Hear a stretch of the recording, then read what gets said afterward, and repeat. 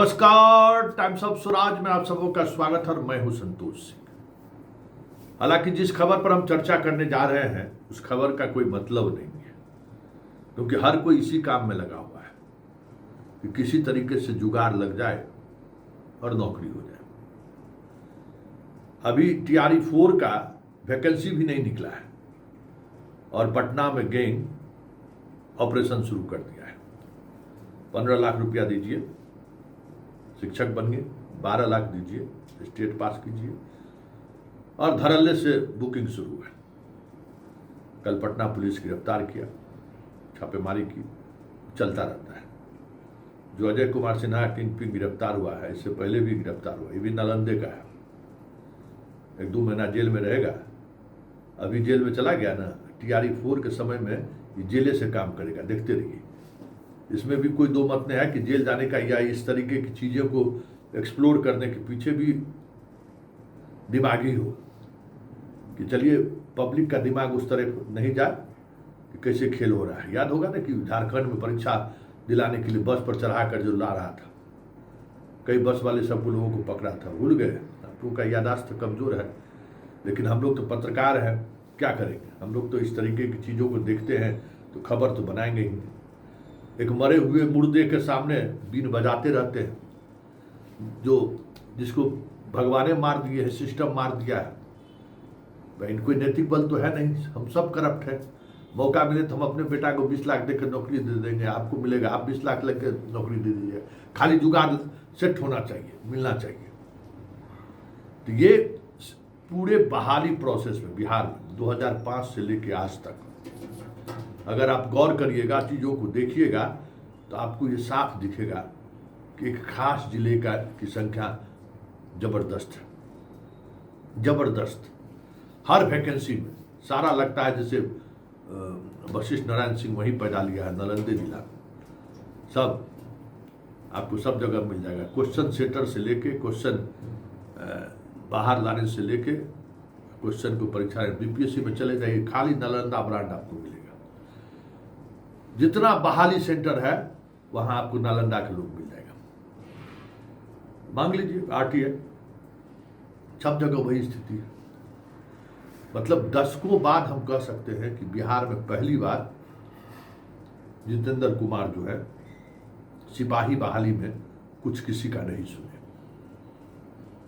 नहीं तो सिपाही की बहाली हो, दरोगा की बहाली हो, बीपीएससी हो, सब तो सामने है ना। शिक्षक बहाली में सब लोग कहिए दिए कि टीआरई 1 में क्या हुआ। और सबसे बड़ी बात है कि ये सारे लोग हैं उस सिस्टम में किस तरीके से काम करते हैं, जरा इसकी बानगी देखिए। संजीव मुखिया के बीबी पुतौह जो भी हो चुनाव लड़ने जा रही है, संजीव मुखिया जेल से निकल गए। मतलब 90 दिन में नीट मामले में इतने दिनों से, लगभग 1 बरस से सीबीआई काम कर रही थी, संजीव मुखिया उससे नहीं पकड़ाया। कुंदन कृष्णन उसको पकड़ के सीबीआई को दिए और 90 दिन में चार्जशीट भी नहीं कर पाया, जेल से छूट गया। और ये सहयोग नहीं है कि बाप के पकड़ाने से पहले बेटा डॉक्टरशिप का जमानत मिला था। उसका बेटा पीएमसीएच में डॉक्टरी पढ़ रहा है, वो भी पकड़ाया, कोचिंग सेंटर में कई जगह जेल गया, फिर भी डॉक्टरी कर रहा है। अब आप एग्रीकल्चर छूट के गया, फिर एग्रीकल्चर कॉलेज में अपना नौकरी करना शुरू कर देगा। जज साहब लोग भी उसने मेहरबान है।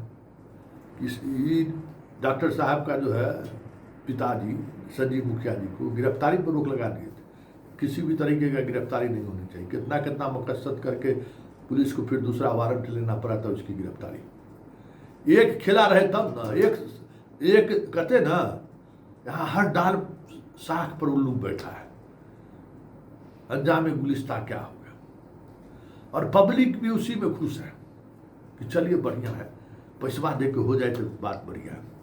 अरे पैसा दे के बेटा को नौकरी दिलाइएगा ना, तो किसी दिन आप ही के ऑपरेशन में कैंची छोड़ेगा ऐसा ही डॉक्टर। आप ही के ऑपरेशन में बायां हाथ काटना होगा तो दाहिना हाथ काट देगा। मोतियाबिंद का ऑपरेशन बाएं कराना होगा तो दाहिने कर देगा। वो यही लोग हैं ना, जो बाप ये सोच के अपने बेटा को नौकरी दिलाया था कि अच्छा इसका भविष्य सुरक्षित हो जाएगा, वो बाप, वो बेटा, उसकी पत्नी, उसका बाल बच्चा कभी न कभी इस सिस्टम में जो अयोग्य लोगों को घुसाया है उसका शिकार उसको होना है। कितनों पैसा कमा ले, मेदंते में जाके पता चला कि कुछ और दवा चल गया, रिएक्शन हो गया, गए काम से, करोड़ों रुपया खर्च कीजिए। कहीं न कहीं किसी न किसी रूप में होना ही है। बीडीओ, सीओ, एसपी, डीएसपी अगर घूसखोर इस तरीके से पास होकर आएगा तो ज्वाइन करते ही ना धंधा शुरू कर देगा, तो उसका किसको फर्क, किस पर असर पड़ेगा, कौन सफर होगा? कभी सोचे कि ये खेल कैसे शुरू हो जाता है? सब लोग हैं, अब क्या चला रहे हैं, इसकी हिस्सेदारी कहाँ जाती है? इतने बड़े स्तर पर बहाली हुई है, जांच हुआ नहीं, सब अपने अपने जगह से बाहर निकल गया। कितना लॉबी मजबूत है सोच लीजिए, पैसा है। अरे भाई, एक विद्यार्थी से मान लीजिए 15 लाख रुपया लिया, 50,000 सीट है, 10,000 सीट अगर मैनेज करके दे दिया, समझिए कितना 100 करोड़ रुपया कमा लेगा उसे, अंदाजा कीजिए। और एक पदाधिकारी का, एक थानेदार का क्या हैसियत है? 10-20 लाख रुपया दे देगा तो पेट में खोल देगा, इतना पैसा दे देगा कि जज साहब से लेके सब कितना लिखिएगा, 2 लाख, 3 लाख, 4 लाख, 5 लाख, 10 लाख, 50 लाख, 1 करोड़, 2 करोड़, 5 करोड़ दे दो। जहाँ इस स्तर पर कमाई होता है, एक स्टूडेंट से 15 लाख, सोच लीजिए 10,000 स्टूडेंट को मैनेज करना है, रिजल्ट देना है, जितना कोचिंग वाला है सब स्टूडेंट मुहैया कराता है। और बाप भी पूछता है 15 लाख रुपया इन्वेस्ट कर देंगे तो 20 लाख, 30 लाख तो तिलक ले लेंगे, घाटा का सौदा तो है ही नहीं, आजीवन पर्यंत बेटा मेरा नौकरी सरकारी करेगा। बिहार में तो ये भी नहीं कि ये भी, इसको भी लोग इन्वेस्ट की तरह देखता है कि चल हम 2-4 कट्ठा जमीन बेच लेंगे, बेटवा मेरा आ जाएगा तो फिर कितना कट्ठा जमीन अर्जित कर लेगा, इन्वेस्टमेंट की तरफ देखता है। तो उसका असर जो है ना सिस्टम पर पड़ता है, और सिस्टम पर पड़ता है तो भोगते हैं हम ही लोग अल्टीमेटली। क्योंकि ऐसे लोग जो सिस्टम में गए हुए हैं ना, उसका पैरवियों कोई नहीं सुनता है, उसका फोनों कोई नहीं उठाता, क्योंकि उसका बैच सारा जानता रहता है कि कैसा कैसा लोग आया है। भले पोस्टिंग बढ़िया बढ़िया वो ले ले, माल कमा ले, लेकिन इंसान नहीं कमा सकता। और चुनाव के समय में देख लीजिए कि इस तरीके की चीज़ें, आप 1000 करोड़ का टर्नओवर है ये व्यापार का। कहते हैं बिहार में इंडस्ट्री नहीं है, यही इंडस्ट्री है सॉल्व वर्किंग का, कि एक साल में नहीं कुछ तो 1000 करोड़ का कमाई होता मार्केट है। आप समझ जाइए कि 1000 करोड़ के मार्केट में कितने लोग लगे हुए हैं, किस तरीके से लोग काम कर रहे हैं। मेडिकल में एडमिशन कराना, इंजीनियरिंग में एडमिशन कराना, सब जितना सरकारी नौकरी में परीक्षा है उसमें, एग्रीकल्चर में, जहां जाइए सब मिलाकर 1000 करोड़ का ये बाजार है। संजीव मुखिया का परिवार चुनाव लड़िए रहा है, वोट करिए। तो उस बाजार को अखबार में सिर्फ खबर छपने से, जो हम खबर दिखा रहे हैं, कुछ होने वाला नहीं। आप हम सबको जागरूक होना होगा, नहीं तो जो पढ़ने वाला विद्यार्थी है ना, जो अच्छा पढ़ने वाला, वो गाँव में पान की दुकान करेगा, और जो पान की दुकान करने लायक भी नहीं है ना, वो बैठ के साहेबगिरी करेगा।